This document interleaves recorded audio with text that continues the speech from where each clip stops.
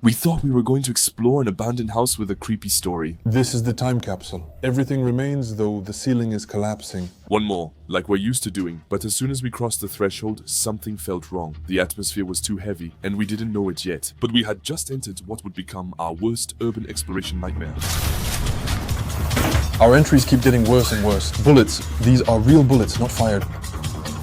The police are here. No, I think we're busted. Subtitling in Canada. Yes, the car count.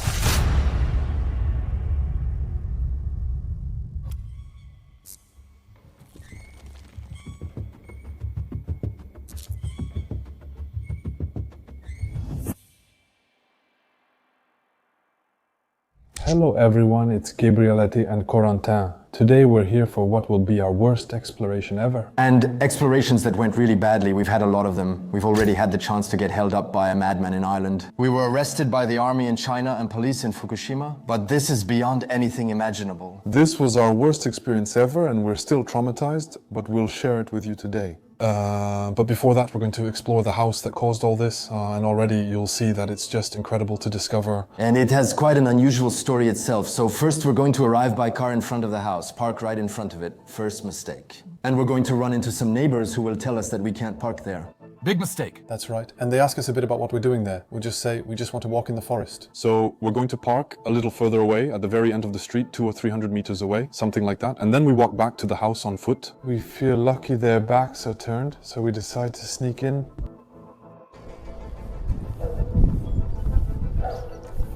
Their backs are turned. You could go, their backs are turned.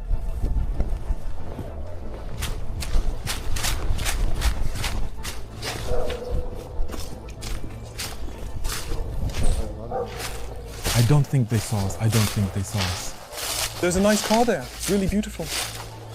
You can go drop a track like that. So now we need to get up there. There's something just behind. That's their house. There's a car completely covered by vegetation. We reach the back of the house where we're well hidden. If we climb onto the terrace, we'll see the floor there is completely moldy. You'll see it then. I'm about to fall through the floor. Fortunately, it's only 1 foot for now. We're going to check the open windows and enter this abandoned house. A great discovery. It opened up there, there you go. Well, come on.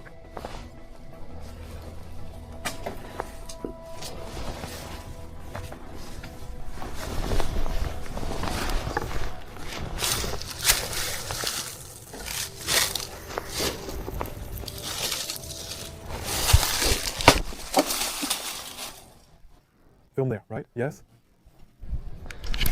Is it filming? We're about to fall through. I've already gone through the floor and everything's moldy. They just told me there's no wind in the blankets. Ah, Steve, he didn't make it from the front, I think. Was it you who did that there? Yeah, man, everything is moldy.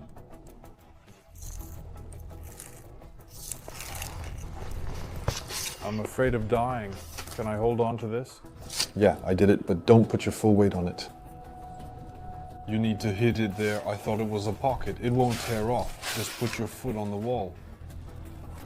I'm going in there. You can do it. Are you going to be all green? What? Are you going to be all green? Crawling where it collapsed isn't ideal. I'm putting all my weight on it, as you can feel, but it's not working well. We're walking at the same time. It's not very practical, but yeah.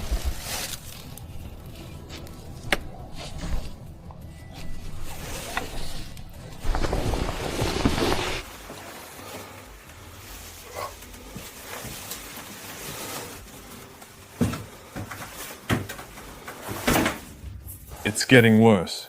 We're inside the house. We entered through the kitchen. Let's start by checking that. Oh wow, it's full and was abandoned overnight. There's a unique story here and 2 neighbors have already noticed us. When we arrived, they're next door taking care of their house, so we'll need to be discreet. Let's explore. Wow. This place is a real time capsule. Everything's still here, though the ceiling is collapsing a bit. Did you see that on the right? I have no idea what it is. It's a jukebox, right? Maybe. What? Yeah, it sure looks like it, right? Well, it's where is it? I think it's a jukebox, but where are the CDs? I don't know. You chose based on your desired number while inside? Yeah, you can write directly, yeah, it's incredible. Ah, the old fax. Is that a fax? I think so. What we're finding is incredible. A real-time capsule. All the period objects remain in place and have been here a long time. On top of that, we didn't mention it, but already outside the house there were 2 beautiful cars, including a fire truck, which was really impressive. We couldn't linger, needing to run to the back of the house. Now that we're settled, we'll start exploring the rooms. Be careful not to fall through the floor. There's an old fire truck parked in front of the house. And in the back we saw a third car, completely covered by vegetation. Previously, a firefighter lived here before a dark story unfolded. In the end... That's so old, it must be 50 or 60 years old. Yeah, I think so. We might see people, or maybe not, but we can hear them a little. Yeah, we can hear them. No, it's the fact that they're rubbing. You still have to be discreet. Look to the left, the floor is coming apart and collapsing everywhere. I think that was the official entrance door. Is it open? Try it and spread your weight evenly. There's the fire truck right there. Actually, it's open.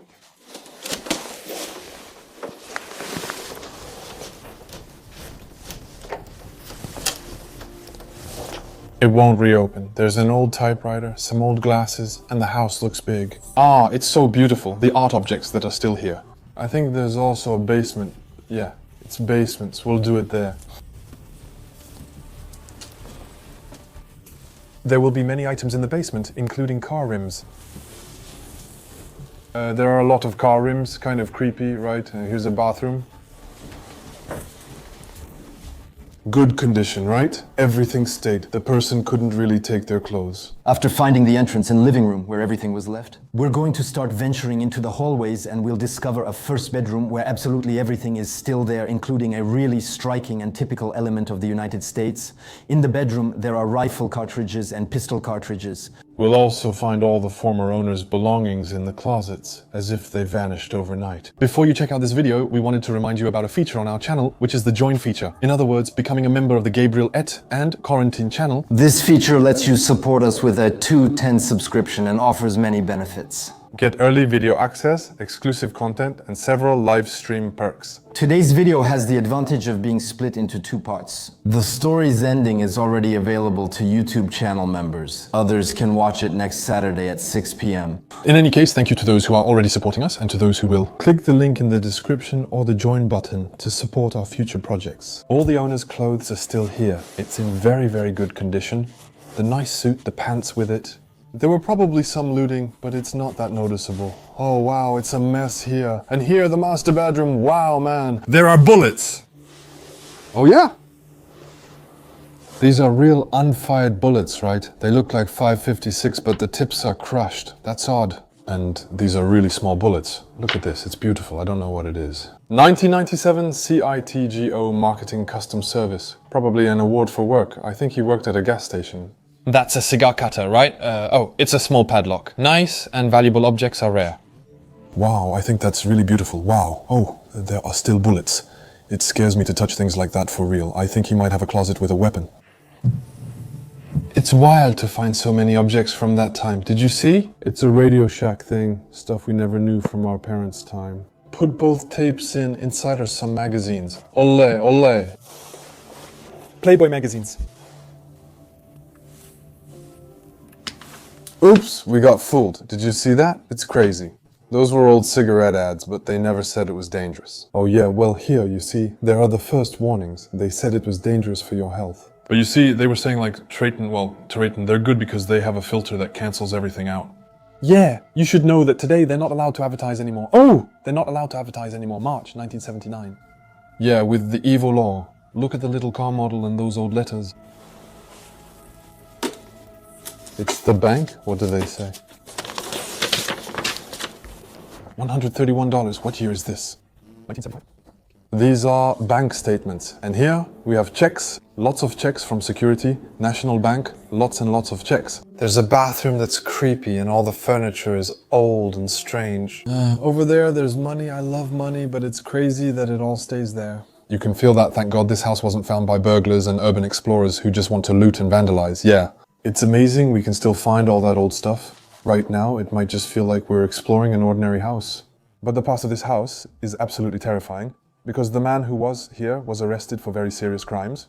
We'll come back to that a bit later. And knowing that really makes everything creepy, because as soon as we see children's toys, you'll see. It gives us a hint about what might have happened here.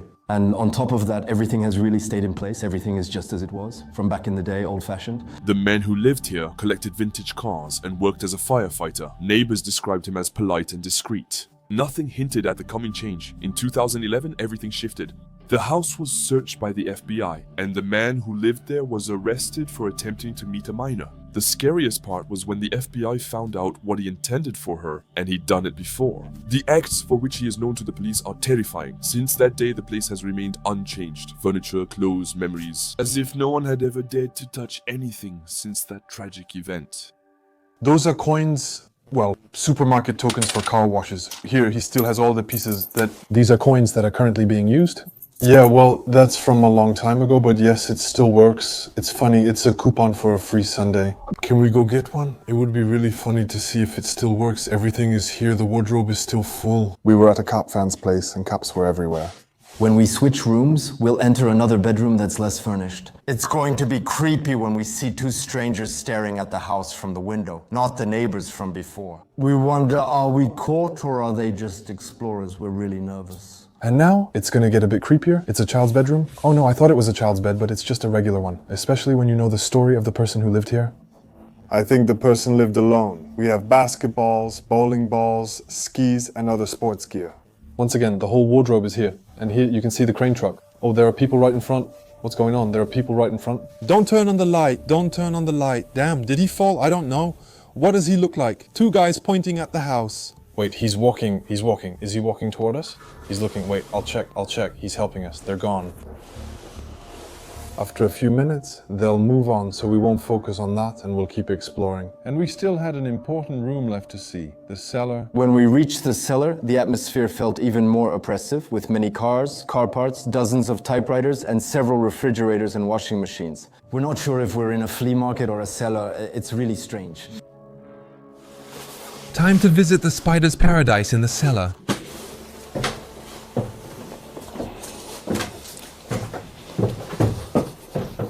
Wow. I never expected to see such a huge buggy. We've never found anything like this. A large two-seater buggy filled with junk, making its shape hard to see. That's why there are so many car customization parts. I think he was tinkering. The number of typewriters is incredible, but why? Some are still there. Strange. Honestly, it's weird. Maybe he worked at a company that closed and took everything. Anyway, there are a lot. They're all identical with numbers taped on. Even on the floor, there are many, plus lots of spare equipment and another car. There are many cars here. This is the 5th one. There are also many car parts to replace. It's true, the number of cars is getting high. That's his garage up there. But why have 3, 4, or 5 washing machines? There were a lot of piles, a lot of things that I don't think belong to him. Yeah, several of each, damn it. Here, we can. Especially since they all have little tags on them, like all the machines are numbered. Here, people can see and hear us from the street. Okay, there are still a lot of tires here. It's strange. 1 car seat, 2 fridges, and lots of tires over there. Must have been someone who did flea markets and collected all sorts of things. And here, you can see the fire truck. This car is absolutely beautiful. Yeah, it's so long. A good old-fashioned car. It's really, really gorgeous. It's a shame there's so much stuff hiding it a bit.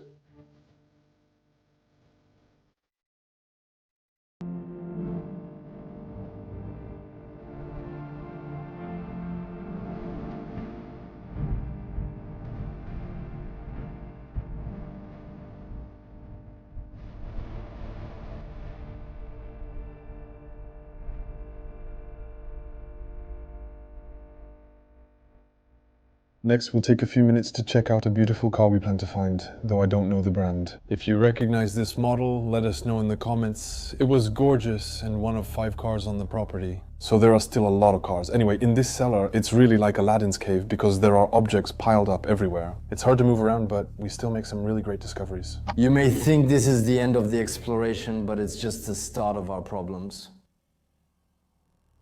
Yeah, there's the police. No, yes, there is the police.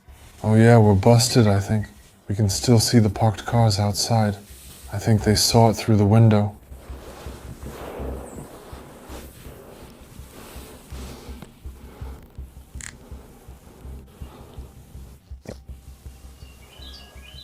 see them? Yes, I can see clearly. The car or people? The car, no one's inside. There's no doubt the police know we're in this abandoned house. It's most likely the neighbors from earlier who were suspicious and called the police. And just a few minutes later, we'll see a second police car arrive. And that's when things are really gonna get serious. Is it effective, or should we go around the back and through the garden? I think they're talking to the neighbors. That's very possible. We can go out the back. There's a second car. Look at that. No, there are two cars. Oh, damn. And now we're really starting to stress out because we know we're trapped. They're right in front. They're probably going to come into the house any minute or call us. Something serious could happen. We're trying to stay calm. We know this house is dangerous and old, so we avoid running to prevent falling through the floor. So we take a moment to think and decide to leave the house. We go out the back. There are two cop cars. Let's hurry and walk through the forest if needed. I think we can make it, but I'm not sure. Let's hurry through the forest. We have a long walk. At that moment, we have several choices. Run into the forest and abandon our car that's parked on the street. Or try to be the nicest people and go straight to the police. Unfortunately, we'll make the wrong choice. We decide to leave out the back the way we entered. That's when the first disaster strikes.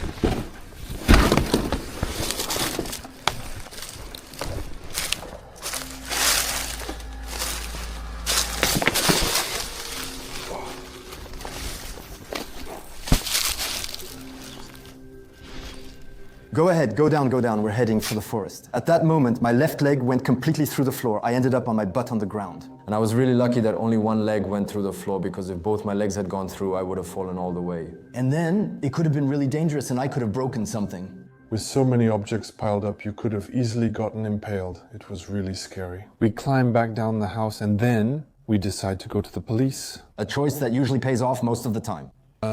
And it will pay off at first. They will be relatively friendly with us. We'll have a conversation with them, and at first things go well.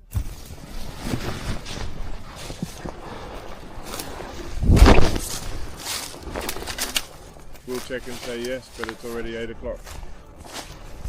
We're just trying to do the right thing. Walk on the right.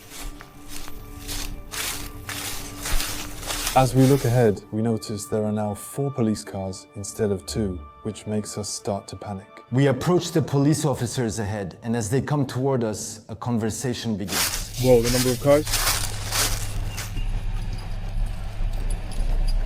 Hello? Just 1 hour, there are 3, 2, 5.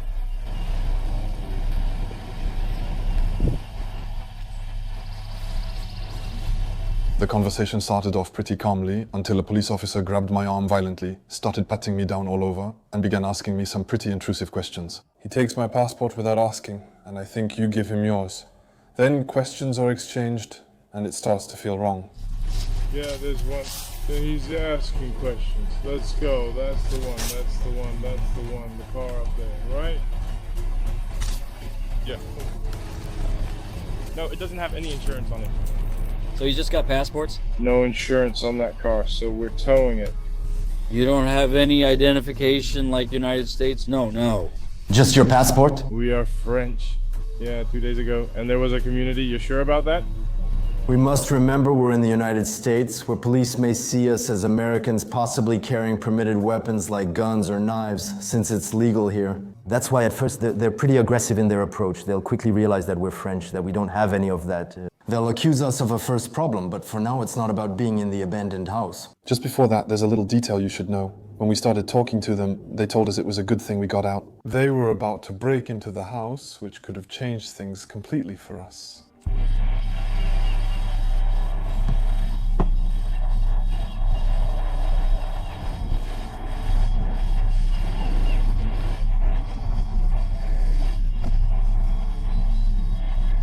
They tell you not much, Philippe, yet. Probably the they. Arriving is not. Notif. That it has no mystical values, it is highly likely to. They even brought back those who... Thierry at...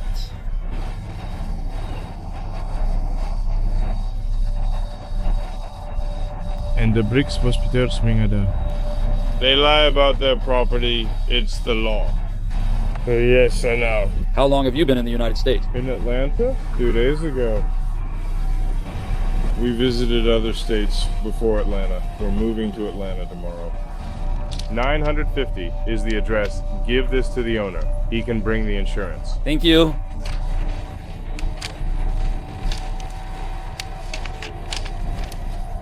Is someone coming with me? Yes. In the car? Is this a joke? The car isn't insured? Didn't they see it the first time? I don't get it. At that point, we learned the police are in direct contact with the owner, who doesn't want to press charges. So the police officer tells us, you can go, you're free, but you have to leave on foot. Your car is being impounded, it's not insured. False! False. We're confused. The car is insured. We were stopped by police 2 days ago. They checked our papers and everything was fine. We don't understand and feel a conspiracy is forming against us. They tell us to give them the car keys and remove our belongings from the car. They're sending a lead car to escort us and confirm we've done what they asked. We're calmly taking our bags and things out of the car, which is actually pretty decent. Which, by the way, is actually a pretty decent car, a Corvette C8, for those who know. We really enjoyed it, we really enjoyed it. Now they're taking it with them. There are still some things too. The back is closed, but not the front.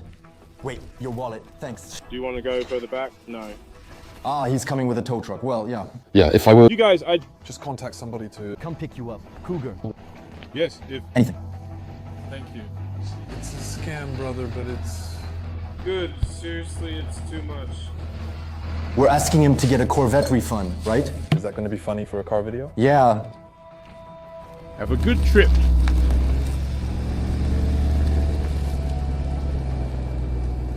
We won't be testing it for very long. Yeah, hello.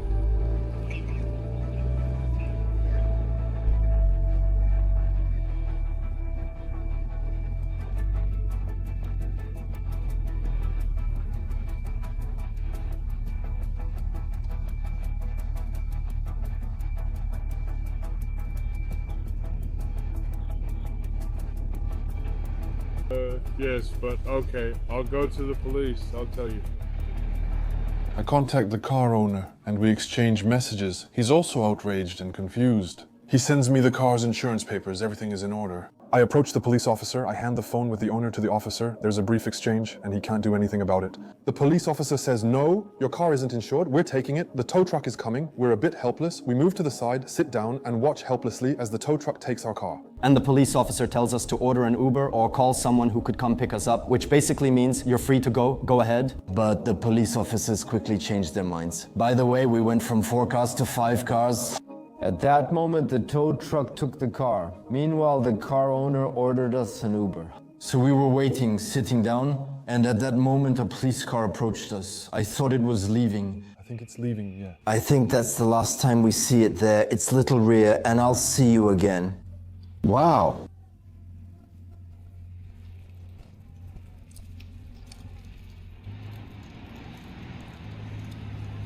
I still see her. I still see her.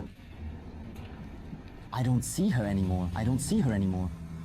Don't they want to let us ride in back and take us home? We're going to go take some pictures in front of the house. Yeah.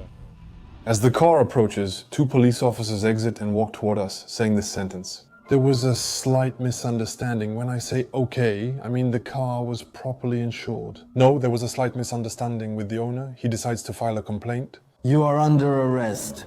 So they're going to handcuff us, take us to the car so we can empty our pockets and our belongings. And from there, it's gonna be straight to jail. And here, when Gabriel says jail, it's not that we're going to be taken to a police station for questioning or to be held in custody. No, here, the officer is taking us straight to jail. But all of this is a very complex matter, and we've decided to tell you about it in another video, which will be released next Saturday at 6 p.m. We'll share all the details about our 30 hours in an American jail. But what we didn't know when we were heading to the jail was that when we were going to jail, it wasn't just for a few hours, it was for 2 months. In the next video, you'll see how we escaped after 30 hours. Everything during that time was truly awful.